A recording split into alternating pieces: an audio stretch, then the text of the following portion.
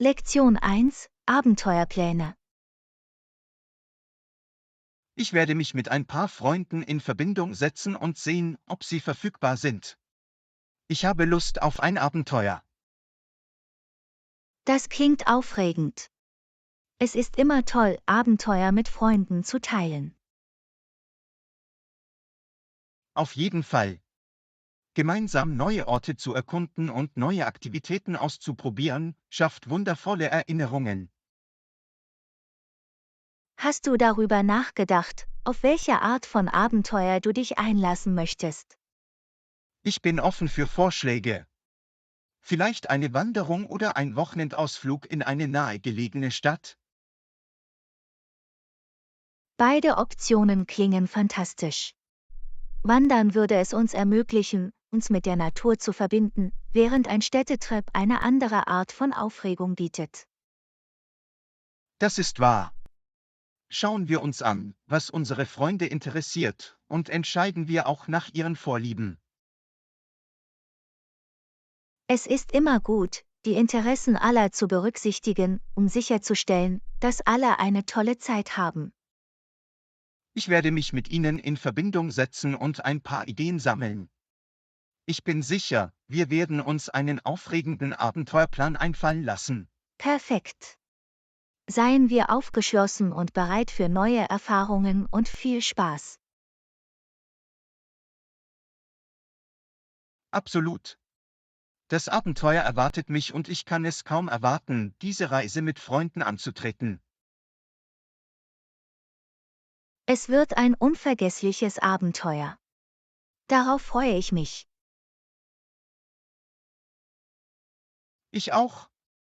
Lass uns mit der Planung beginnen und uns auf eine tolle gemeinsame Zeit vorbereiten. Lektion 2: Teilen von Berufen. Ich arbeite als Lehrer an einer örtlichen Schule. Wie steht's mit dir? Das ist wunderbar. Lehrer zu sein muss sich lohnen. Ich arbeite als Grafikdesigner. Unterrichten ist in der Tat erfüllend.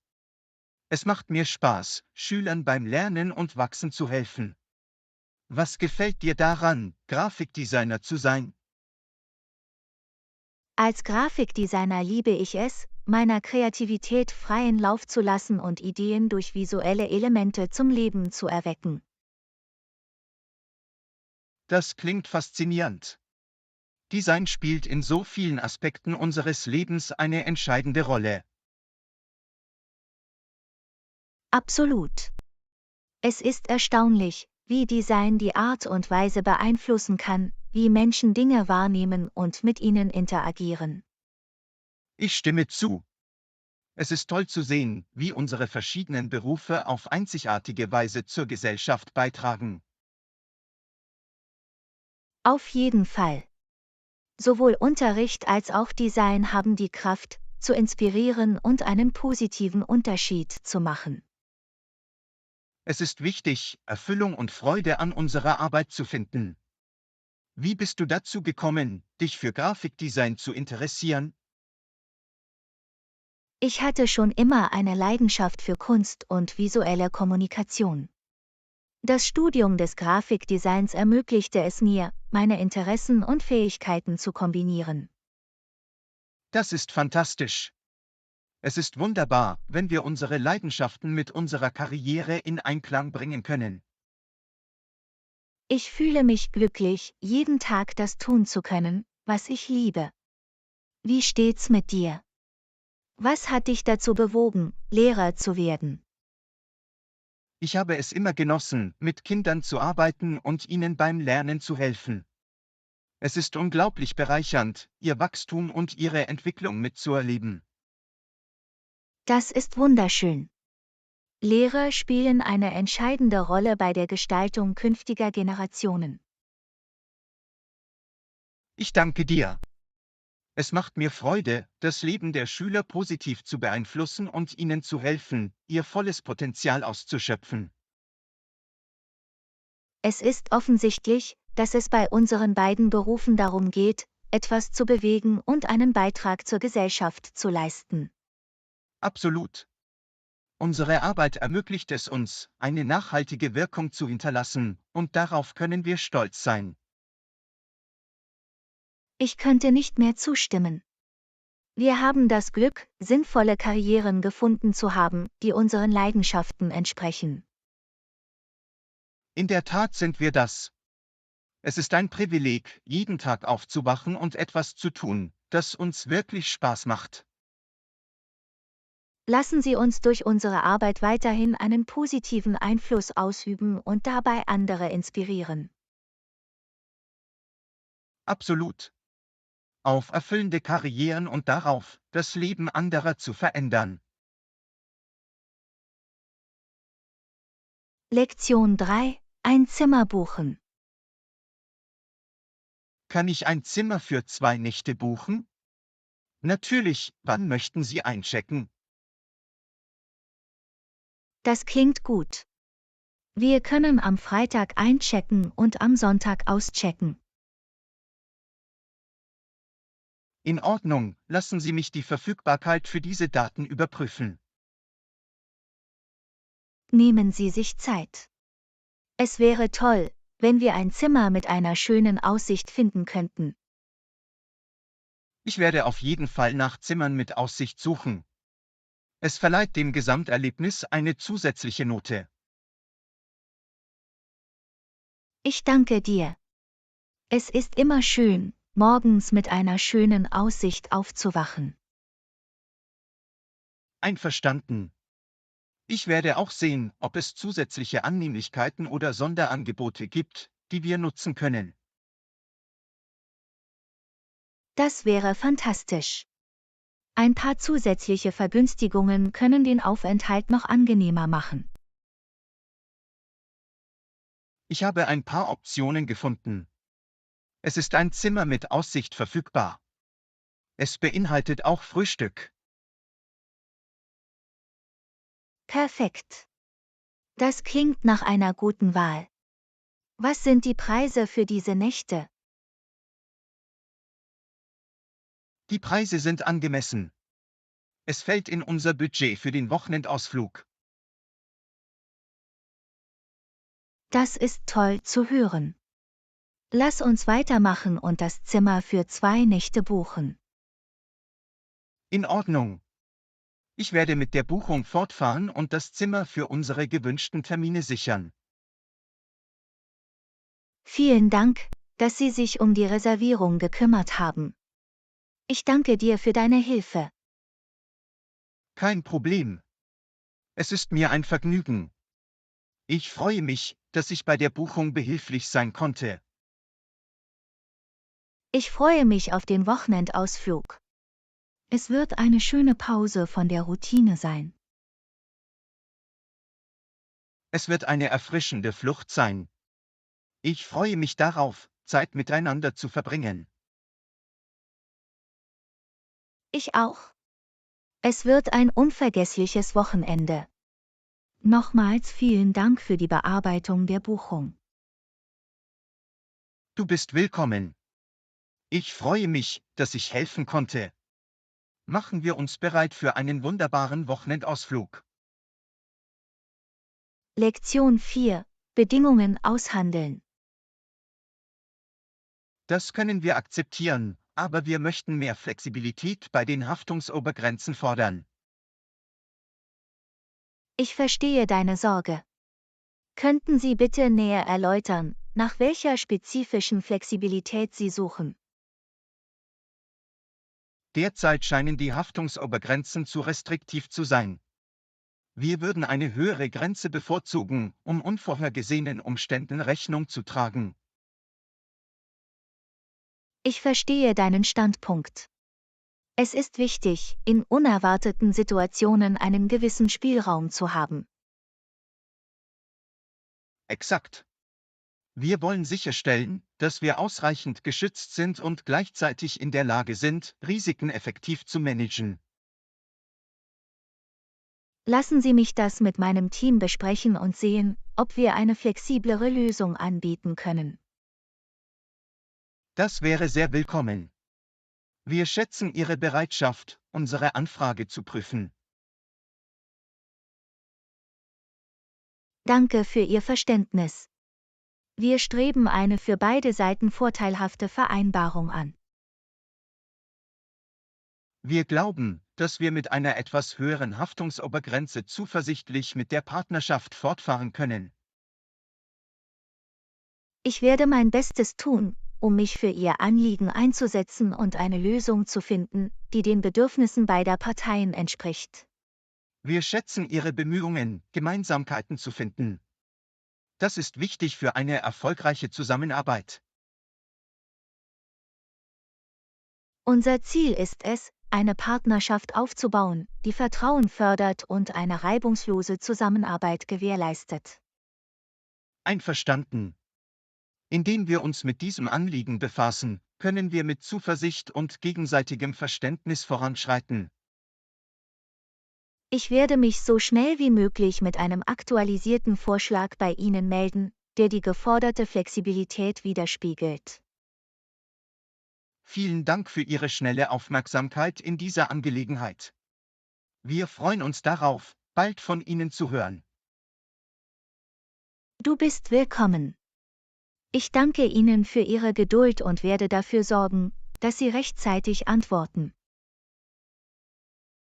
Wir schätzen Ihre Partnerschaft und die Möglichkeit, zusammenzuarbeiten. Lassen Sie uns eine Lösung finden, die beide Seiten zufriedenstellt. Absolut. Wir setzen uns für eine Vereinbarung ein, die für alle Beteiligten funktioniert. Danke, Anna. Wir vertrauen auf Ihre Fähigkeit, Bedingungen auszuhandeln, die unseren Bedürfnissen entsprechen. Lektion 5: Wochenendausflüge. Immer so entspannend. Das klingt nett. Haben Sie ein bestimmtes Reiseziel für unseren Wochenendausflug im Sinn? Ich dachte an eine gemütliche Hütte in den Bergen. Irgendwo, umgeben von Natur und Ruhe. Das klingt perfekt. In den Bergen zu sein wäre eine großartige Gelegenheit, abzuschalten und zu entspannen. Absolut. Es ist eine Gelegenheit, dem Trubel der Stadt zu entfliehen und sich wieder mit der Natur zu verbinden. Ich könnte nicht mehr zustimmen. Die Ruhe der Berge verjüngt Körper und Geist.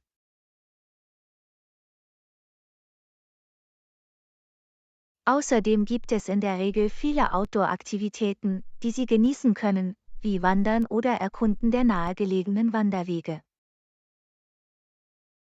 Das ist wahr. Es wäre wunderbar, die malerische Aussicht bei einer Wanderung oder einem gemütlichen Spaziergang zu genießen.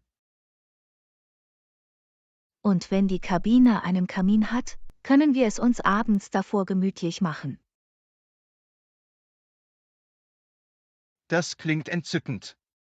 Es würde eine warme und einladende Atmosphäre schaffen, perfekt zum Entspannen. Ich beobachte auch gerne Sterne, und dafür wäre es eine großartige Gelegenheit, weit weg von den Lichtern der Stadt zu sein. Absolut. Der klare Nachthimmel in den Bergen bietet einen spektakulären Blick auf die Sterne. Es ist eine Gelegenheit, die Schönheit des Universums zu schätzen und ein Gefühl von Ehrfurcht und Staunen zu verspüren. Ich stimme voll und ganz zu. Die Natur erinnert uns immer wieder an die Weite und Schönheit der Welt um uns herum. Es ist wichtig, diese Pausen einzulegen und der Selbstpflege Priorität einzuräumen. Unser Wohlbefinden verdient Aufmerksamkeit und Pflege. Du hast absolut recht. Wenn wir uns Zeit nehmen, um neue Energie zu tanken und für uns selbst zu sorgen, können wir unser bestes Ich sein. Und es ist noch besser, wenn wir diese Erfahrungen mit einer besonderen Person wie Ihnen teilen können. Mir geht es genauso. Ich bin dankbar, dich als Begleiter auf diesen Abenteuern zu haben. Ebenso, John. Machen wir das Beste aus unseren Wochenendausflügen und schaffen wir gemeinsam bleibende Erinnerungen. Ich könnte nicht mehr zustimmen, Anna. Auf viele weitere entspannende und verjüngende Wochenendausflüge in der Zukunft. Lektion 6: Ziele setzen. Tore. Das stimmt. Ich finde es motivierend, auf etwas Bestimmtes hinzuarbeiten. Hast du dir in letzter Zeit irgendwelche Ziele gesetzt? Ja, habe ich. Ich habe daran gearbeitet, mein Fitnessniveau zu verbessern. Mein Ziel ist es, nächstes Jahr einen Halbmarathon zu laufen. Das ist beeindruckend. Einen Halbmarathon zu laufen erfordert Hingabe und konsequentes Training. Ich bewundere deine Entschlossenheit. Danke, John. Es ist herausfordernd, aber ich glaube, es ist wichtig, uns selbst herauszufordern und nach persönlichem Wachstum zu streben. Ich könnte nicht mehr zustimmen. Wenn wir unsere Komfortzonen verlassen, findet wahres Wachstum statt. Exakt. Indem wir uns Ziele setzen, geben wir uns selbst eine klare Richtung und etwas vor, das wir anstreben können. Es ist auch wichtig, große Ziele in kleinere, überschaubare Schritte zu unterteilen. Das macht die Reise weniger überwältigend. Ich stimme voll und ganz zu. Kleine Schritte zu unternehmen und dabei jeden Meilenstein zu feiern, motiviert uns. Das ist eine großartige Denkweise. Fortschritte zu feiern, egal wie klein sie sind, hält unsere Stimmung hoch. Absolut. Es geht darum, einen positiven Ausblick aufrechtzuerhalten und die Anstrengungen anzuerkennen, die wir zur Erreichung unserer Ziele unternommen haben. Und ich finde, dass es einen zusätzlichen Schub an Ermutigung geben kann, wenn wir unsere Ziele mit Freunden oder Familienmitgliedern teilen, die uns unterstützen. Ich stimme zu. Ein Unterstützungssystem macht die Reise angenehmer und hilft uns, Rechenschaft abzulegen. Apropos Ziele, haben Sie über berufliche Ziele nachgedacht, die Sie in naher Zukunft erreichen möchten? Ja, habe ich. Ich möchte meine Führungsqualitäten verbessern und eine Führungsrolle in meinem Unternehmen übernehmen. Das ist fantastisch. Die Entwicklung von Führungsqualitäten wird Ihnen nicht nur beruflich zugutekommen, sondern auch neue Möglichkeiten eröffnen. Danke, John. Ich glaube, dass kontinuierliches Wachstum und Lernen für eine erfüllende Karriere unerlässlich sind. Absolut. Das Streben nach persönlicher und beruflicher Weiterentwicklung hält uns in unseren Bemühungen engagiert und motiviert. Ich könnte nicht mehr zustimmen. Setzen wir uns weiterhin sinnvolle Ziele und arbeiten wir daran, die beste Version von uns selbst zu werden. Da stimme ich dir zu, Anna. Hier geht es darum, unsere Ziele zu setzen und zu erreichen und die Reise auf dem Weg dorthin anzunehmen. Lektion 7: Gesunde Gewohnheiten. Mahlzeiten. Das ist toll zu hören. Welche Art von Übungen nimmst du in deine Routine auf, um deine Fitnessziele zu unterstützen? Ich habe eine Kombination aus Cardio-Übungen wie Laufen und Radfahren sowie Krafttraining mit Gewichten gemacht. Das klingt nach einem abgerundeten Ansatz. Cardio hilft bei der Ausdauer, während Krafttraining Muskelmasse aufbaut. Exakt. Es ist wichtig, eine ausgewogene Trainingsroutine zu haben, die auf verschiedene Bereiche des Körpers abzielt. Ich stimme voll und ganz zu. Die Abwechslung der Übungen hält nicht nur die Dinge interessant, sondern sorgt auch für die allgemeine Fitness. Und was ist mit dir, John? Wie bleibst du aktiv und pflegst einen gesunden Lebensstil? Ich mache gerne lange Spaziergänge oder Wanderungen in der Natur. Es ermöglicht mir, meinen Kopf frei zu bekommen und mich gleichzeitig körperlich zu betätigen. Das klingt wunderbar. In der Natur zu sein hat neben der körperlichen Bewegung seine eigenen therapeutischen Vorteile. Absolut. Es ist erfrischend, sich von der Technologie zu lösen und in die Schönheit der Natur einzutauchen. Ich könnte nicht mehr zustimmen. Die Natur hat die Möglichkeit, unseren Geist zu verjüngen und ein Gefühl der Ruhe zu vermitteln. Neben Bewegung spielt die Ernährung eine entscheidende Rolle bei der Aufrechterhaltung eines gesunden Lebensstils. Wie gehen Sie mit Mahlzeiten um? Ich konzentriere mich darauf, Vollwertkost wie Obst, Gemüse, magere Proteine und Vollkornprodukte in meine Ernährung aufzunehmen. Das ist ein kluger Ansatz. Vollwertkost liefert essentielle Nährstoffe und ist im Allgemeinen vorteilhafter für unseren Körper. Ich versuche auch, verarbeitete Lebensmittel und zuckerhaltige Getränke so weit wie möglich zu vermeiden. Es geht darum, gesündere Entscheidungen zu treffen. Ich stimme zu. Die Minimierung verarbeiteter Lebensmittel und zugesetzter Zucker kann einen großen Beitrag zur Verbesserung des allgemeinen Wohlbefindens leisten. Absolut. Es geht darum, unseren Körper mit gesunden Lebensmitteln zu ernähren, die unsere Gesundheit und unser Energieniveau unterstützen. Durch die Übernahme dieser gesunden Gewohnheiten können wir unsere Lebensqualität verbessern und langfristige Vorteile genießen. Das stimmt, John. Ein ausgewogener Ansatz in Bezug auf Bewegung und Ernährung bildet eine solide Grundlage für einen gesunden Lebensstil. Lassen Sie uns weiterhin unserer Gesundheit und unserem Wohlbefinden durch regelmäßige körperliche Aktivität und achtsames Essen Priorität einräumen. Lektion 8: Verschiedene Artikel einkaufen. Anna, ich habe gerade dieses neue Geschäft in der Innenstadt besucht und Sie haben eine große Auswahl an Produkten. Es ist beeindruckend. Hört sich gut an, John. Eine große Auswahl macht das Einkaufen bequemer. Was musst du kaufen? Ich möchte ein paar Dinge kaufen, Anna.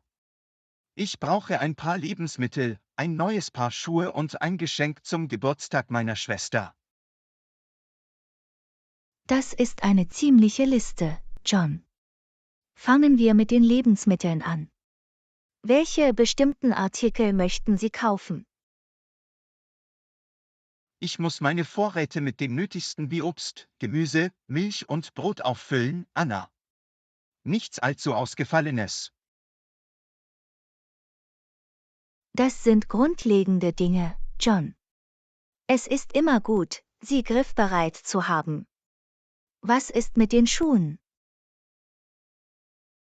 Ich brauche ein bequemes Paar Laufschuhe, Anna. Ich wollte schon lange anfangen, regelmäßig zu joggen. Das ist eine gesunde Entscheidung, John. Ein gutes Paar Laufschuhe sorgt für die nötige Unterstützung und Dämpfung. Genau, Anna. Ich möchte auf meine Füße aufpassen und gleichzeitig aktiv bleiben. Lass uns jetzt über das Geschenk für meine Schwester sprechen. Was sind die Interessen deiner Schwester, John? Wenn wir ihre Vorlieben kennen, können wir ein gut durchdachtes Geschenk auswählen. Sie liest gern, Anna. Ich dachte darüber nach, ihr ein neues Buch zu besorgen oder vielleicht eine Geschenkkarte für eine Buchhandlung. Das klingt nach einer großartigen Idee, John. Ein Buch oder eine Geschenkkarte ermöglichen es ihr, etwas auszuwählen, das ihr wirklich Spaß macht. Das glaube ich auch, Anna. Es ist wichtig, Ihren persönlichen Geschmack zu berücksichtigen und ihr etwas zu geben, das sie schätzen wird. Absolut, John. Das Geschenk auf ihre Interessen zuzuschneiden zeigt, dass du darüber nachgedacht hast. Ich stimme zu, Anna. Es ist der Gedanke, der zählt, wenn es ums Schenken geht. Lassen Sie uns jetzt einen Einkaufsplan erstellen. Sicher, John. Wir können damit beginnen, den Lebensmitteln Priorität einzuräumen, da sie unverzichtbar sind. Dann können wir zu den Schuhen und dem Geschenk übergehen. Das klingt nach einer logischen Reihenfolge, Anna. Machen wir eine Einkaufsliste, um sicherzustellen, dass wir nichts vergessen. Gute Idee, John. Eine Einkaufsliste hilft uns, organisiert zu bleiben und das Beste aus unserem Einkaufsbummel herauszuholen. Ich schreibe auf, was wir für Lebensmittel, Schuhe und das Geschenk benötigen, Anna. Es wird uns als Leitfaden dienen. Perfekt, John. Eine übersichtliche Liste optimiert unser Einkaufserlebnis und verhindert unnötige Einkäufe. Einverstanden, Anna. Holen wir uns alles, was wir brauchen, während wir auf unser Budget achten und kluge Entscheidungen treffen. Absolut, John. Mit der richtigen Planung und einem fokussierten Ansatz können wir unsere Einkaufsziele effizient erreichen. Danke für deine Hilfe, Anna. Einkaufen kann manchmal überwältigend sein, aber einen Plan zu haben macht es einfacher. Du bist willkommen, John. Ich freue mich, dass ich dir weiterhelfen konnte. Lassen Sie uns unseren Einkaufsbummel zu einem erfolgreichen machen. In der Tat, Anna. Hier geht es darum, alle Artikel zu finden, die wir brauchen, und den Prozess nebenbei zu genießen. Lektion 9: Einen Besucher begrüßen. Wir freuen uns, dich hier zu haben. Wenn Sie weitere Fragen haben, können Sie diese gerne stellen. Danke, John. Danke für den herzlichen Empfang. Ich habe ein paar Fragen zur Umgebung. Natürlich bin ich hier, um zu helfen. Was würdest du gerne wissen? Gibt es empfohlene Restaurants in der Nähe? Ich würde gerne lokale Küche probieren. Unbedingt. Nur ein paar Blocks entfernt befindet sich ein bezauberndes Bistro, das köstliche regionale Gerichte serviert. Das klingt perfekt. Ich probiere gerne neue Geschmacksrichtungen aus und erlebe die lokale Esskultur. Ich denke, du wirst es wirklich genießen. Das Bistro hat eine gemütliche Atmosphäre und eine Speisekarte, die für verschiedene Geschmäcker geeignet ist. Das ist toll zu hören. Ich freue mich darauf, mich während meines Aufenthalts kulinarisch verwöhnen zu lassen. Ich bin mir sicher, dass Sie dort ein fantastisches kulinarisches Erlebnis haben werden. Wenn Sie weitere Vorschläge benötigen, lassen Sie es mich einfach wissen. Eigentlich habe ich mich gefragt, ob es in der Nähe interessante Sehenswürdigkeiten oder Attraktionen gibt. Unbedingt. Nur einen kurzen Spaziergang von hier entfernt befindet sich ein historisches Museum, das das reiche Erbe dieser Gegend zeigt. Das klingt faszinierend. Ich liebe es, etwas über die Geschichte und Kultur der Orte zu lernen, die ich besuche. Dann werden Sie das Museum auf jeden Fall genießen. Es ist voller faszinierender Exponate und interaktiver Displays. Ich kann es kaum erwarten, es zu erkunden. Danke, dass du mich in die richtige Richtung gewiesen hast. Es ist mir ein Vergnügen, Anna. Ich bin immer für Sie da, um Ihnen Empfehlungen zu geben und Ihren Aufenthalt unvergesslich zu machen. Ich schätze deine Gastfreundschaft wirklich, John. Es ist beruhigend zu wissen, dass ich jemanden habe, auf den ich mich verlassen kann. Du bist sehr willkommen. Wir möchten, dass Ihr Besuch angenehm und stressfrei verläuft. Fragen Sie einfach, wenn Sie noch etwas benötigen. Nochmals vielen Dank, John. Ihre Freundlichkeit und Unterstützung bedeuten mir viel. Das alles trägt dazu bei, dass Sie sich willkommen fühlen und sicherstellen, dass Sie hier ein wunderbares Erlebnis haben. Ich fühle mich glücklich, einen so freundlichen Gastgeber zu haben. Ich bin dankbar für deine Hilfe. Es ist mir ein Vergnügen, Anna. Wir freuen uns, Sie hier zu haben und möchten, dass Sie sich wie zu Hause fühlen. Ich fühle mich schon so, dank dir. Auf eine unvergessliche und unterhaltsame Zeit zu zweit. Prost darauf, Anna. Machen wir das Beste aus Ihrem Besuch und schaffen Sie bleibende Erinnerungen. Lektion 10: Ein Projekt starten. Das klingt großartig. Wie kann ich mit diesem Projekt beginnen? Definieren wir zunächst die Projektziele und Vorgaben. Was hoffen Sie zu erreichen? Ich möchte die Kundenbindung erhöhen und unsere Online-Präsenz verbessern. Hervorragend. Als nächstes sollten wir einen Zeitplan mit bestimmten Meilensteinen und Fristen skizzieren. Das macht Sinn. Ein klarer Zeitplan hilft uns, den Überblick zu behalten und Fortschritte zu messen. Lassen Sie uns nun die Ressourcen und Teammitglieder identifizieren, die für das Projekt benötigt werden. Guter Punkt. Wir müssen ein fähiges Team zusammenstellen und die notwendigen Werkzeuge und Materialien zusammenstellen. Sobald wir das Team eingerichtet haben, können wir Rollen und Verantwortlichkeiten zuweisen, um eine reibungslose Zusammenarbeit zu gewährleisten.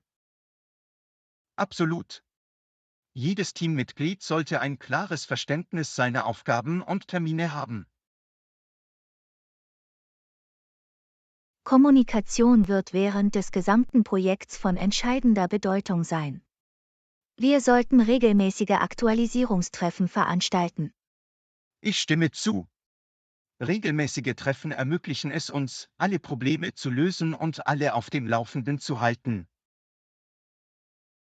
Darüber hinaus sollten wir ein Projektmanagementsystem einrichten, um Aufgaben zu verfolgen und den Fortschritt zu überwachen. Das ist eine kluge Idee. Ein Projektmanagementsystem hilft uns dabei, organisiert und rechenschaftspflichtig zu bleiben. Im weiteren Verlauf ist es wichtig, unsere Fortschritte kontinuierlich zu überwachen und zu bewerten. Einverstanden. Eine regelmäßige Bewertung ermöglicht es uns, Anpassungen vorzunehmen und sicherzustellen, dass wir auf dem richtigen Weg sind. Und vergessen Sie nicht, Meilensteine und Erfolge auf Ihrem Weg zu feiern. Es steigert die Moral. Du hast recht. Die Anerkennung und Wertschätzung unserer Leistungen wird das Team motivieren. Schließlich sollten wir nach Abschluss des Projekts eine gründliche Überprüfung durchführen und die daraus gewonnenen Erkenntnisse dokumentieren. Das ist ein wertvoller Schritt. Aus unseren Erfahrungen zu lernen wird uns helfen, zukünftige Projekte zu verbessern. Absolut. Wenn wir diese Schritte befolgen, können wir uns auf ein erfolgreiches Projekt vorbereiten. Danke, dass du mich durch den Prozess geführt hast, Anna. Ich fühle mich jetzt selbstbewusster. Du bist willkommen, John. Ich bin hier, um Sie bei jedem Schritt zu unterstützen. Lassen Sie uns dieses Projekt zum Erfolg führen. Ich schätze deine Unterstützung, Anna. Gemeinsam werden wir unsere Ziele erreichen und herausragende Ergebnisse erzielen. Lektion 11: Yoga zu Hause. Ich helfe gerne weiter. Yoga zu Hause ist eine wahrhaft glückselige Erfahrung. Das ist wunderbar zu hören. Ich wollte schon lange mit einer Yoga-Praxis zu Hause beginnen. Wo sollte ich anfangen? Suchen Sie sich zunächst einen ruhigen und komfortablen Ort in Ihrem Zuhause, an dem Sie ungestört üben können. Gute Idee. Ich schaffe eine friedliche Ecke, in der ich mich entspannen und auf meine Praxis konzentrieren kann. Besorgen Sie sich als nächstes einige wichtige Yoga-Requisiten wie eine Matte, Blöcke und einen Riemen zur Unterstützung und Ausrichtung. Ich sorge dafür, dass ich die bekomme. Die richtigen Requisiten zu haben, wird meine Praxis verbessern. Lassen Sie uns nun einige anfängerfreundliche Yoga-Posen erkunden, mit denen Sie beginnen können. Das wäre hilfreich. Was sind einige einfache Posen, die ich als Anfänger ausprobieren kann? Sie können mit grundlegenden Posen wie Mountain Pose, Downward Facing Dog und Schildpose beginnen. Ich werde mich an die erinnern. Wenn ich mit grundlegenden Posen beginne, kann ich ein starkes Fundament aufbauen. Absolut. Es ist wichtig, sich auf die richtige Ausrichtung und achtsames Atmen zu konzentrieren, während Sie sich durch die Posen bewegen. Das werde ich im Hinterkopf behalten. Atembewusstsein ist ein integraler Bestandteil der Yoga-Praxis. Im Laufe der Zeit können Sie nach und nach anspruchsvollere Posen und Sequenzen einbauen. Das klingt aufregend. Ich freue mich darauf, meine Praxis im Laufe der Zeit weiterzuentwickeln. Darüber hinaus können Sie Online-Yogakurse oder Tutorials erkunden, die Sie durch Ihre Praxis zu Hause führen. Das ist ein toller Vorschlag. Ein virtueller Instruktor bietet Anleitung und Inspiration. Denken Sie daran, auf Ihren Körper zu hören und seine Grenzen zu respektieren. Beim Yoga geht es darum, Gleichgewicht und Selbstfürsorge zu finden. Das werde ich berücksichtigen. Ich möchte, dass meine Yoga-Praxis sicher und wohltuend für mein Wohlbefinden ist. Und vergessen Sie nicht, Ihre Praxis unterhaltsam zu gestalten und zu einer Zeit der Selbstreflexion und Entspannung zu machen. Ich werde meine Praxis mit Sicherheit mit Freude und Selbstfürsorge erfüllen. Danke für all die Anleitung, John. Du bist willkommen, Anna. Ich freue mich, dass ich Ihnen helfen konnte, Ihre Yogareise zu Hause zu beginnen. Ich schätze Ihre Unterstützung. Auf die Suche nach Frieden und Glückseligkeit durch Yoga zu Hause. Prost darauf, Anna. Möge dein Training zu Hause dir Ruhe und innere Stärke bringen. Lektion 12: Ein Softwareentwicklungsunternehmen finden. Wir brauchen ein Unternehmen mit Expertise in der Softwareentwicklung. Irgendwelche Ideen, wo ich anfangen soll? Die Recherche nach seriösen Unternehmen wäre ein guter erster Schritt. Wir wollen einen zuverlässigen Partner finden. Einverstanden. Suchen wir nach Unternehmen mit einer nachgewiesenen Erfolgsbilanz und positiven Kundenrezensionen. Es ist auch wichtig, Ihre Fachgebiete zu berücksichtigen. Wir brauchen ein Unternehmen, das sich an unseren Projektanforderungen orientiert. Auf jeden Fall. Wir sollten uns auf Unternehmen konzentrieren, die sich auf die spezifischen Softwarelösungen spezialisiert haben, die wir benötigen. Sobald wir eine Liste potenzieller Unternehmen haben, können wir Sie für weitere Informationen kontaktieren. Richtig. Wir können uns nach Ihren Erfahrungen, vergangenen Projekten und den Technologien erkundigen, mit denen Sie arbeiten. Es wäre von Vorteil, Treffen oder Konsultationen mit den in die engere Wahl gezogenen Unternehmen zu vereinbaren. Auf diese Weise können wir unser Projekt ausführlich besprechen und Ihre Fähigkeiten und Ihren Ansatz beurteilen. Während der Treffen sollten wir nach Ihrem Entwicklungsprozess und Ihren Projektmanagementstrategien fragen. Guter Punkt. Ihr Ansatz beim Projektmanagement wird sich auf den Erfolg und die Effizienz unserer Zusammenarbeit auswirken. Darüber hinaus sollten wir uns nach dem Fachwissen Ihres Teams und den verfügbaren Ressourcen erkundigen. Ein qualifiziertes und erfahrenes Team ist entscheidend für die Bereitstellung einer qualitativ hochwertigen Softwarelösung. Wir sollten auch Zeitpläne, Meilensteine und das geschätzte Budget für das Projekt besprechen. Absolut. Es ist wichtig, die Erwartungen aufeinander abzustimmen und sicherzustellen, dass das Unternehmen unsere Projektanforderungen erfüllen kann. Schließlich sollten wir Referenzen von Ihren früheren Kunden einholen, um Ihre Leistung besser zu verstehen. Das ist ein kluger Schachzug. Von Ihren früheren Kunden zu hören, wird wertvolle Erkenntnisse liefern. Wenn wir diese Schritte befolgen, können wir ein Softwareentwicklungsunternehmen finden, das unseren Bedürfnissen entspricht. Ich schätze deinen Beitrag, Anna. Lassen Sie uns mit unserer Recherche beginnen und den perfekten Partner finden. Ich freue mich darauf, anzufangen. Gemeinsam werden wir ein Unternehmen finden, das uns hilft, unsere Softwareentwicklungsziele zu erreichen. Ich bin zuversichtlich, dass wir das richtige Spiel finden werden. Lassen Sie uns loslegen und dieses Projekt zum Erfolg führen.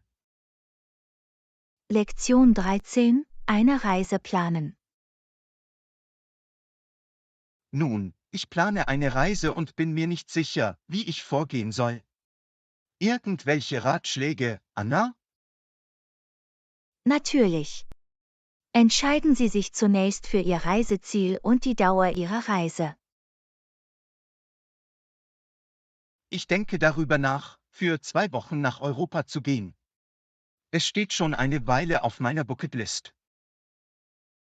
Das klingt aufregend. Sobald Sie Ihr Reiseziel erreicht haben, überprüfen Sie die Visabestimmungen und vergewissern Sie sich, dass Ihr Reisepass gültig ist. Guter Punkt. Ich werde die Visabestimmungen überprüfen und meinen Reisepass bei Bedarf erneuern. Recherchieren Sie als nächstes nach der besten Zeit, um Ihr ausgewähltes Reiseziel zu besuchen, und berücksichtigen Sie das Wetter und die lokalen Ereignisse. Das ist ein toller Tipp. Ich möchte sicher gehen, dass ich bei schönem Wetter komme und interessante Veranstaltungen stattfinden. Suchen Sie nach günstigen Flügen und vergleichen Sie die Preise verschiedener Fluggesellschaften oder Reisewebsites. Ich werde nach Flugangeboten Ausschau halten und die Preise vergleichen, um die beste Option für mein Budget zu finden. Vergessen Sie nicht, Ihre Unterkunft im Voraus zu buchen. Suchen Sie nach Hotels oder ziehen Sie alternative Optionen wie Ferienwohnungen oder Hostels in Betracht. Absolut. Ich werde früh mit der Suche nach Unterkünften beginnen, um mir die besten Angebote und Verfügbarkeiten zu sichern. Erstellen Sie eine Liste der Sehenswürdigkeiten, die Sie unbedingt besuchen müssen, und erstellen Sie eine grobe Reiseroute, die Ihnen bei der Planung Ihrer Das Tage ist eine hilft. tolle Idee. Eine Reiseroute stellt sicher, dass ich das Beste aus meiner Zeit mache und keine wichtigen Sehenswürdigkeiten verpasse. Informieren Sie sich über lokale Bräuche und Traditionen sowie über alle kulturellen Umgangsformen, die Sie kennen sollten. Ich werde mich mit den lokalen Gepflogenheiten vertraut machen, um Respekt zu zeigen und kulturelle Missverständnisse zu vermeiden. Erwägen Sie den Abschluss einer Reiseversicherung, um sich vor unvorhergesehenen Umständen zu schützen. Das ist ein kluger Vorschlag. Zur Beruhigung werde ich nach einer Reiseversicherung suchen.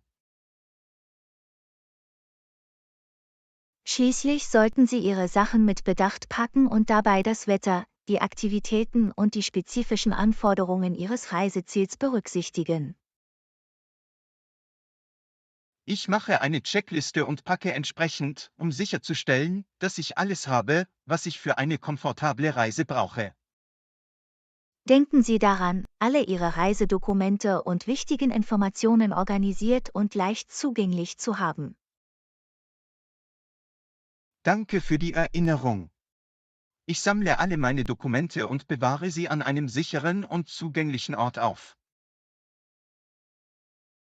Mit sorgfältiger Planung und Vorbereitung wird Ihre Reise mit Sicherheit ein unvergessliches Abenteuer, John.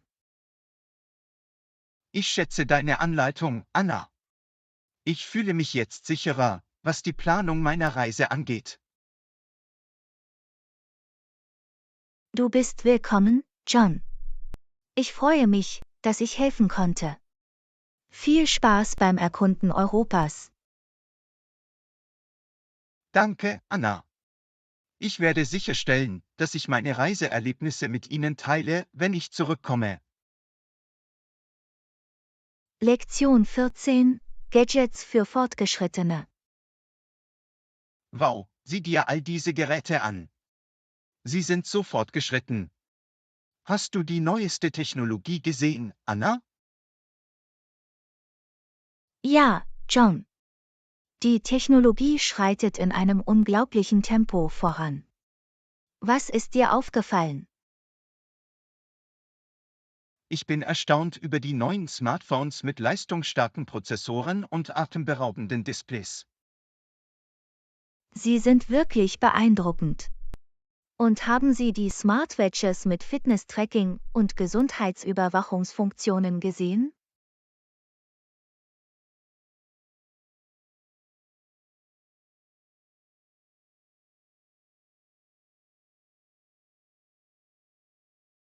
Und was ist mit den Fortschritten bei Virtual Reality und Augmented Reality Geräten?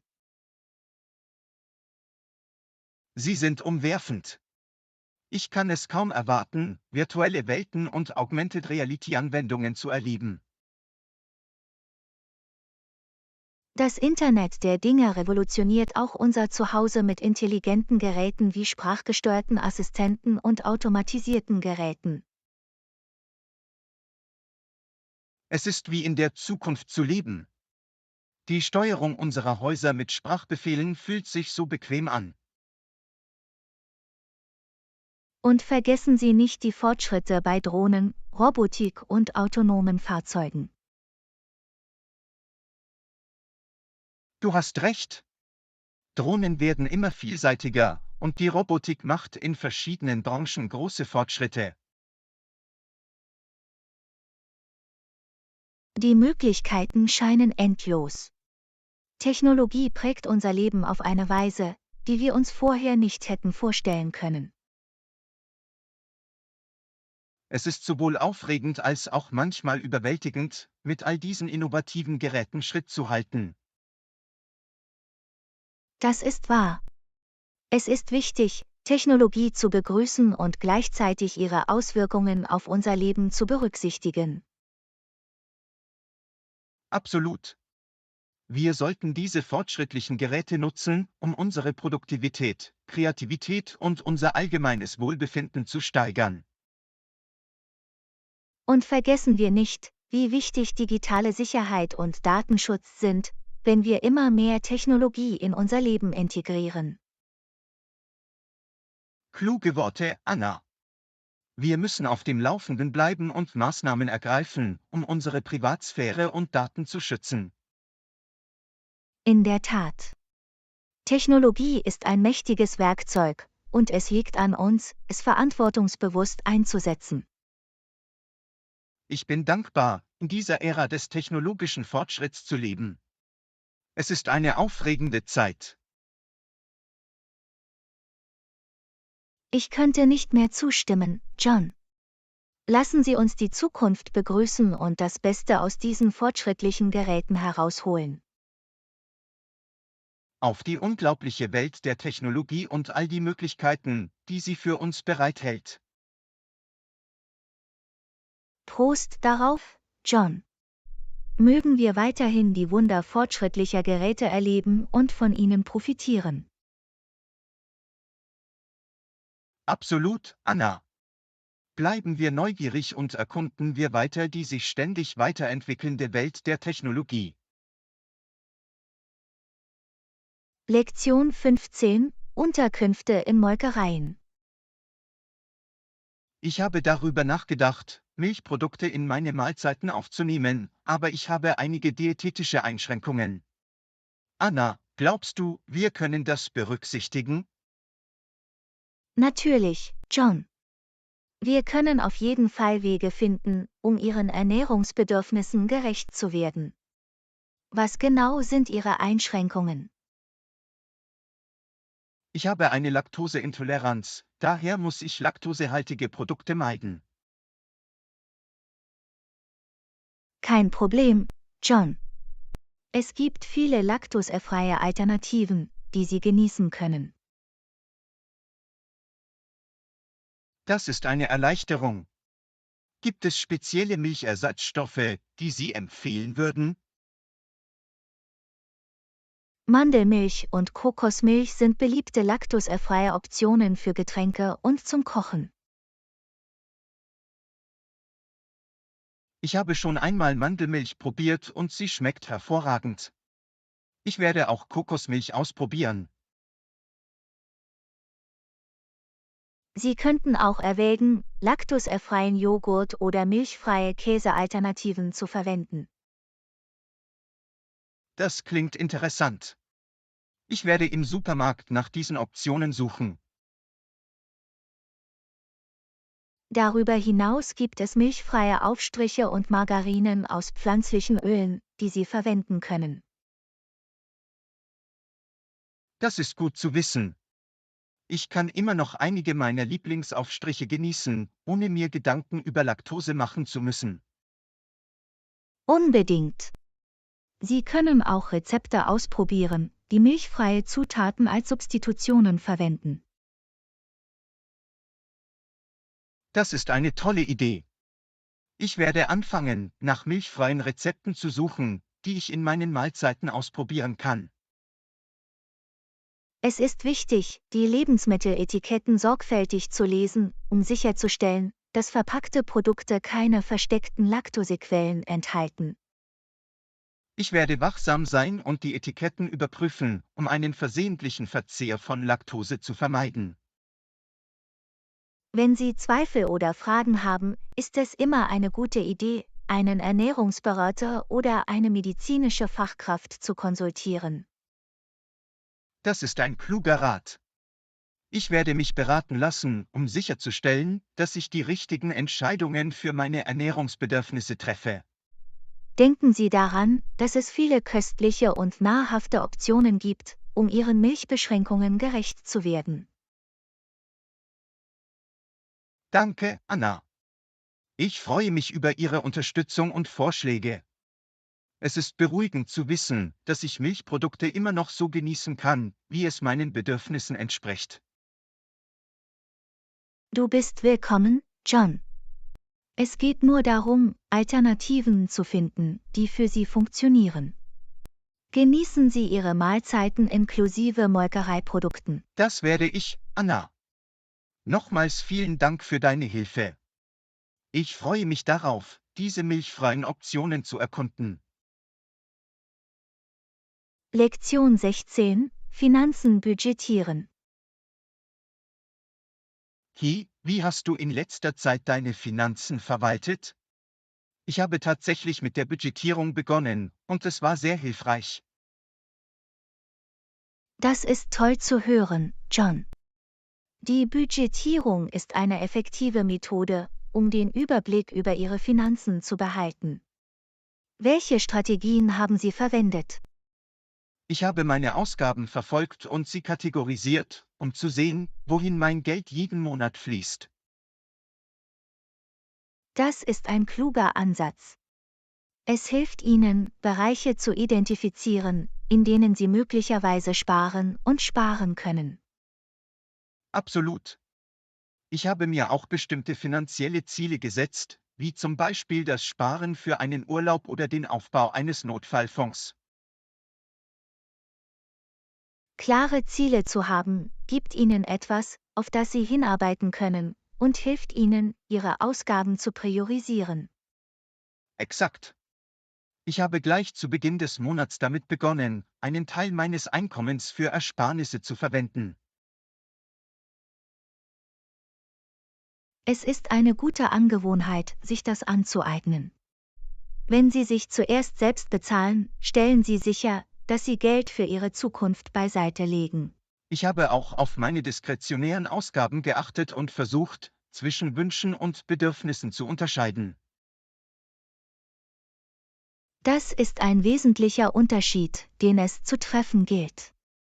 Es hilft Ihnen, bewusst Ihre Entscheidungen über Ihre Ausgaben zu treffen. Ich habe sogar angefangen, öfter zu Hause Mahlzeiten zu planen und zu kochen, um beim Essen auswärts Geld zu sparen. Die Planung von Mahlzeiten ist eine fantastische Möglichkeit, um zu sparen. Es ermöglicht Ihnen, Ihre Mahlzeiten zu planen, eine Einkaufsliste zu erstellen und unnötige Einkäufe zu Es hat vermeiden. das Spiel für mich verändert. Ich spare nicht nur Geld, sondern ernähre mich auch gesünder. Das ist ein doppelter Gewinn. Die Budgetierung kann sich positiv auf verschiedene Aspekte Ihres Lebens auswirken. Ich habe festgestellt, dass die Nachverfolgung meiner Ausgaben und die Einhaltung eines Budgets zu mehr finanzieller Sicherheit geführt haben. Es ist wahr. Wenn Sie ein klares Bild von Ihren Finanzen haben, können Sie fundierte Entscheidungen treffen und Stress reduzieren. Ich bin froh, dass ich mit der Budgetierung angefangen habe. Es ist ermutigend, die Kontrolle über mein Geld zu haben und auf meine finanziellen Ziele hinzuarbeiten. Ich freue mich für dich, John. Machen Sie weiter so und denken Sie daran, dass finanzielle Gewohnheiten Zeit brauchen, um sich zu entwickeln. Danke, Anna. Danke für deine Ermutigung. Ich bin entschlossen, bei meiner Budgetierung auf dem richtigen Weg zu bleiben. Ich habe keinen Zweifel daran, dass Sie weitere Fortschritte machen werden. Lernen Sie weiter und passen Sie sich im Laufe der Zeit an. Werde ich tun, Anna. Auf ein besseres Finanzmanagement und eine bessere finanzielle Zukunft. Lektion 17: Schritte, um großartige Ergebnisse zu erzielen. Ich fühle mich motiviert, großartige Ergebnisse bei meinen Zielen zu erzielen. Anna, welche Schritte sollten wir deiner Meinung nach unternehmen? Das ist eine fantastische Denkweise, John. Um großartige Ergebnisse zu erzielen, sollten wir uns zunächst spezifische und realistische Ziele setzen. Absolut. Klare Ziele zu haben, gibt uns eine Richtung und etwas, nach dem wir streben können.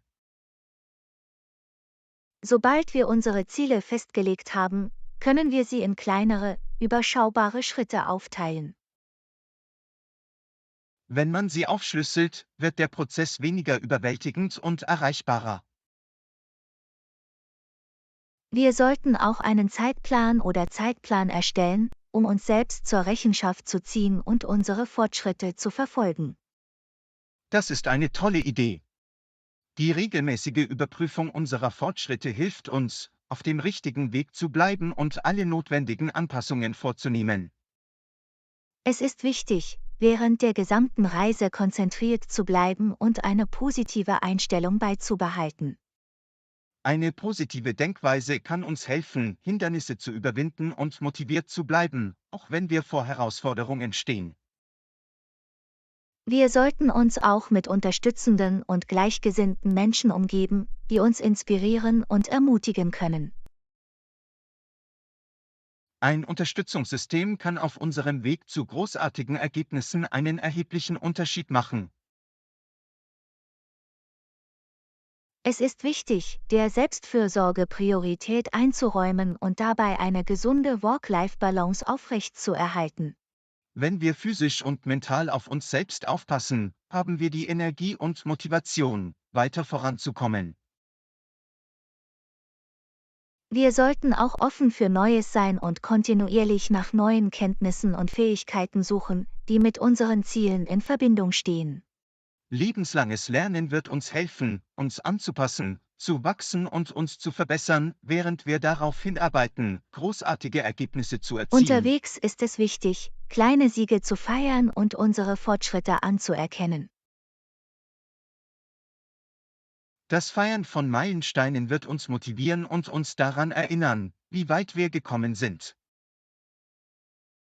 Schließlich sollten wir den Prozess begrüßen und die Reise genießen, anstatt uns ausschließlich auf das Endergebnis zu konzentrieren. Das ist eine wertvolle Erinnerung, Anna. Auf der Reise selbst lernen, wachsen wir und schaffen bleibende Erinnerungen. Absolut, John. Wenn wir diese Schritte befolgen und engagiert bleiben, können wir großartige Ergebnisse bei der Erreichung unserer Ziele erzielen.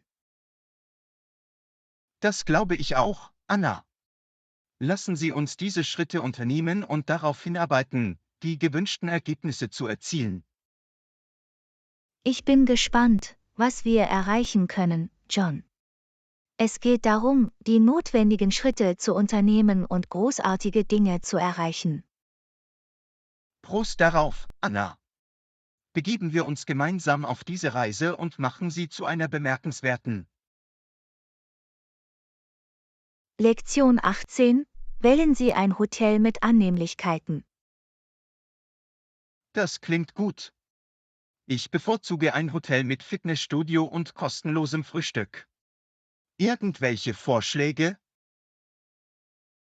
Sicher, John. Ich kann ein paar Hotels empfehlen, die Ihren Vorlieben entsprechen.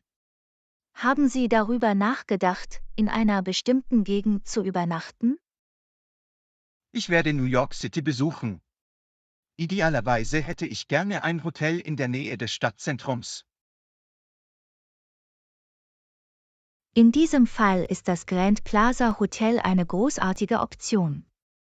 Es ist zentral gelegen und bietet ein kostenloses Frühstücksbuffet. Das ist perfekt. Ich genieße es, meinen Tag mit einem guten Frühstück zu beginnen. Hat das Hotel auch ein Fitnessstudio? Ja, das Grand Plaza Hotel verfügt über ein gut ausgestattetes Fitnesscenter, das die Gäste nutzen können. Hervorragend. Ich mag es, meine Trainingsroutine auch auf Reisen beizubehalten. Eine weitere Option ist das Parkside Inn. Es befindet sich in der Nähe eines Parks und eignet sich daher ideal für Aktivitäten im Freien. Außerdem wird ein kostenloses Frühstück angeboten. Das klingt ansprechend. Ich könnte vor dem Frühstück morgens im Park joggen gehen. Absolut. Das Parkside Inn bietet eine ruhige Umgebung für Bewegung und Entspannung. Haben Sie weitere Empfehlungen? Ich möchte alle meine Möglichkeiten erkunden. Ganz gewiss. Das Cityview Hotel ist eine weitere gute Wahl. Es ist bekannt für seinen Panoramablick auf die Stadt und bietet ein kostenloses kontinentales Frühstück. Wow, die Aussicht auf die Stadt klingt fantastisch.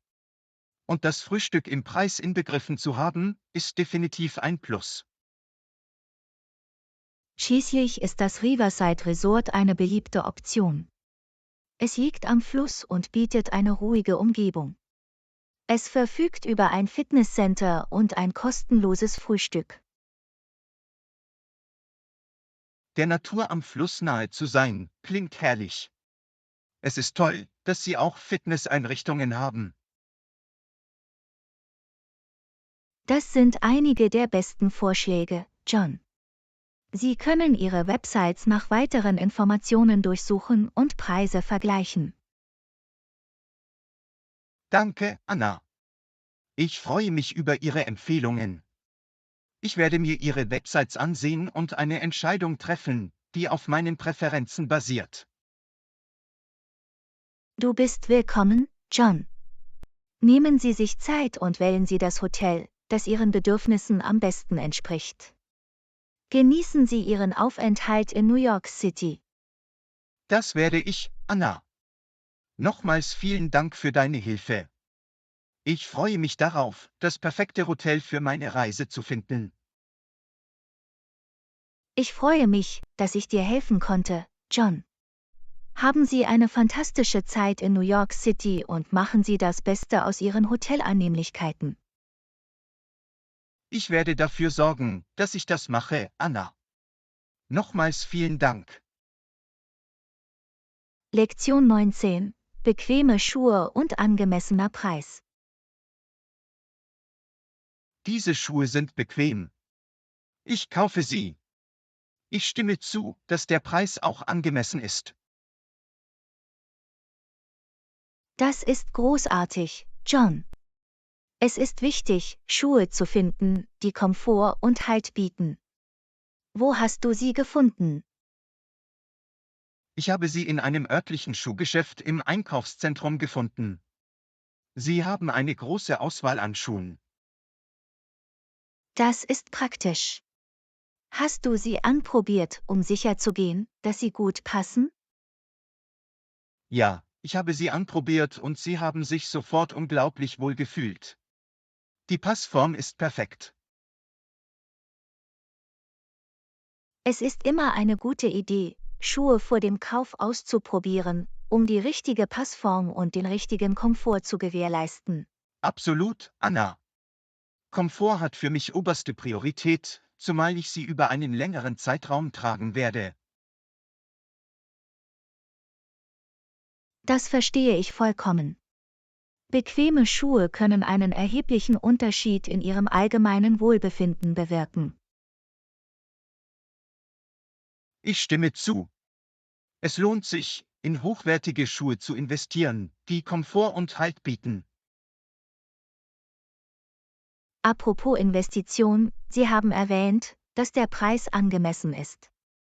Hast du sie zum Verkauf gefunden? Ja, sie wurden zum Verkauf angeboten, was sie noch attraktiver machte. Ja, ich habe ein tolles Angebot. Das ist fantastisch. Ein bequemes Paar Schuhe zu einem vernünftigen Preis zu finden, ist eine Win-Win-Situation. Auf jeden Fall. Ich bin froh, dass ich auf diese Gelegenheit gestoßen bin. Es ist ein gutes Preis-Leistungs-Verhältnis für die Qualität, die ich bekomme. Wenn es um Schuhe geht, ist es wichtig, ein Gleichgewicht zwischen Komfort, Qualität und Preis zu finden. Ich könnte nicht mehr zustimmen, Anna. Es geht darum, den optimalen Punkt zu finden, an dem alle Faktoren zusammenpassen. Es hört sich so an, als ob Sie das perfekte Paar Schuhe gefunden haben, das all Ihren Anforderungen entspricht. In der Tat, Anna. Ich bin zuversichtlich, dass mir diese Schuhe gute Dienste leisten und den Komfort bieten, den ich brauche. Das ist wunderbar, John. Bequeme Schuhe können sich positiv auf Ihre täglichen Aktivitäten auswirken. Absolut. Jetzt freue ich mich darauf, sie zu tragen und den Komfort zu genießen, den sie bieten. Ich freue mich für dich, John. Es ist befriedigend, ein großartiges Produkt zu finden, das Ihren Bedürfnissen und Erwartungen entspricht. Danke, Anna. Danke für deine Unterstützung. Hier sind 2 bequeme Schuhe zu einem vernünftigen Preis. Prost darauf, John. Mögen deine neuen Schuhe dir Komfort und Zufriedenheit bringen. Viel Spaß beim Gehen. Danke, Anna. Ich werde das Beste daraus machen. In der Tat viel Spaß beim Gehen. Lektion 20: Standort und Verkehr der Bushaltestelle. Ist die Bushaltestelle vor dem Einkaufszentrum je nach Verkehr eine gute Option? Es kann eine bequeme Wahl sein, wenn die Verkehrsbedingungen günstig sind. Haben Sie andere Bushaltestellen in der Nähe in Betracht gezogen? Ich habe noch keine anderen Optionen untersucht. Gibt es weitere Bushaltestellen in der Nähe? Ja, es gibt eine weitere Bushaltestelle ein paar Blocks vom Einkaufszentrum entfernt. Es könnte auch eine Überlegung wert sein. Das ist gut zu wissen. Befindet sich die alternative Bushaltestelle in einer weniger überfüllten Gegend? Es liegt an einer ruhigeren Straße, daher gibt es normalerweise weniger Verkehr als vor dem Einkaufszentrum. Das Vermeiden von dichtem Verkehr würde mir Zeit sparen und meinen Arbeitsweg reibungsloser machen. Auf jeden Fall. Weniger Staus können zu einer effizienteren Busverbindung und einem angenehmeren Reiseerlebnis führen. Ich stimme zu. Ich werde das berücksichtigen, wenn ich entscheide, welche Bushaltestelle ich benutzen soll. Beachten Sie, dass der Busfahrplan je nach Haltestelle variieren kann. Überprüfen Sie daher unbedingt die Fahrpläne. Das ist ein gutes Argument. Ich werde sicherstellen, dass ich die Busfahrpläne für beide Haltestellen nachschaue. Berücksichtigen Sie außerdem die Nähe der Bushaltestelle zu Ihrem Ziel. Ist ein Standort für Sie günstiger? Ich muss auf der Karte nachschauen, welche Bushaltestelle besser zu meinem Ziel passt. Nehmen Sie sich Zeit, um die Optionen zu vergleichen und die Bushaltestelle auszuwählen, die Ihren Bedürfnissen am besten entspricht. Das werde ich, Anna. Danke, dass Sie mir diese Einblicke gegeben haben. Es ist hilfreich, um eine fundierte Entscheidung zu treffen. Du bist willkommen, John. Ich freue mich, dass ich dir weiterhelfen konnte. Wenn Sie weitere Fragen haben, können Sie diese gerne stellen. Ich schätze deine Hilfsbereitschaft, Anna. Ich lasse es Sie wissen, wenn ich weitere Informationen benötige. Hört sich gut an, John. Ich bin hier, um zu helfen. Viel Glück bei Ihrer Entscheidung und eine gute Reise. Nochmals vielen Dank, Anna. Ich werde alle Faktoren berücksichtigen und die beste Wahl treffen. Hab einen schönen Tag. Lektion 21: Marktforschung und erste Schritte. Wir können mit Marktforschung beginnen. Das ist ein solider Plan.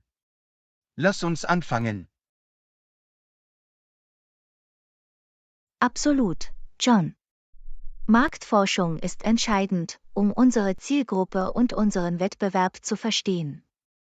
Wo sollten wir anfangen? Lassen Sie uns zunächst unseren Zielmarkt identifizieren.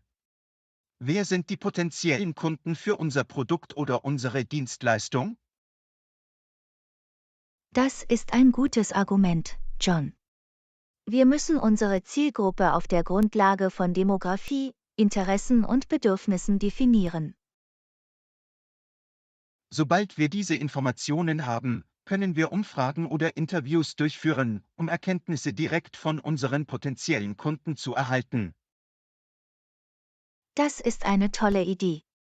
Umfragen und Interviews können wertvolles Feedback liefern und uns helfen, unsere Angebote zu verfeinern. Wir sollten auch unsere Konkurrenten analysieren. Welche Produkte oder Dienstleistungen bieten sie an und wie unterscheiden wir uns? Du hast recht, John. Wenn wir die Stärken und Schwächen unserer Konkurrenten verstehen, können wir uns effektiv positionieren. Wir können Wettbewerbsanalysen durchführen, indem wir Ihre Marketingstrategien, Preise und Kundenrezensionen untersuchen. Darüber hinaus sollten wir die Branchentrends und das Verbraucherverhalten im Auge behalten, um der Konkurrenz immer einen Schritt voraus zu sein. Die Überwachung von Trends wird es uns ermöglichen, unsere Angebote und Marketingmaßnahmen an die sich ändernden Kundenanforderungen anzupassen. Einverstanden. Es ist wichtig, proaktiv zu bleiben und auf die sich entwickelnde Marktlandschaft zu reagieren. Sobald wir alle notwendigen Daten gesammelt haben, können wir sie analysieren, um Chancen zu identifizieren und fundierte Entscheidungen zu treffen. Die Datenanalyse wird uns umsetzbare Erkenntnisse liefern und unsere zukünftigen Strategien leiten. Wir sollten auch die Machbarkeit unserer Ideen prüfen und eine Kostenanalyse durchführen, um die Rentabilität sicherzustellen. Absolut. Es ist wichtig, ein klares Verständnis der damit verbundenen Kosten und potenziellen Einnahmequellen zu haben. Mit gründlichen Marktforschungen und Analysen können wir eine solide Grundlage für unser Geschäft entwickeln. Das stimmt, John. Das bereitet uns auf Erfolg vor und minimiert die Risiken, während wir vorankommen. Ich bin froh, dass wir auf derselben Seite sind, Anna. Lassen Sie uns in die Marktforschung eintauchen und die Informationen sammeln, die wir benötigen. Ich freue mich darauf, anzufangen, John. Lassen Sie uns unseren Plan in die Tat umsetzen und eine solide Grundlage für unser Geschäft schaffen. In der Tat, Anna. Ich glaube, dass wir mit unseren gemeinsamen Anstrengungen fundierte Entscheidungen treffen und Erfolge erzielen können. Absolut, John. Lassen Sie uns zusammenarbeiten und unser Unternehmen zum Erfolg führen. Auf eine fruchtbare Reise. Prost darauf, Anna. Begeben wir uns auf diese spannende Reise und schaffen wir etwas Bemerkenswertes. Lektion 22: Restaurantreservierung und Sonderwünsche. Kann ich einen bestimmten Tisch anfragen? Natürlich, John. Wir werden unser Bestes tun, um Ihren Tischwunsch zu berücksichtigen. Kann ich wissen, an welchen Tisch Sie denken? Ich hätte gerne einen Tisch in der Nähe des Fensters, wenn möglich. Ich genieße das natürliche Licht und die Aussicht. Vermerkt, John.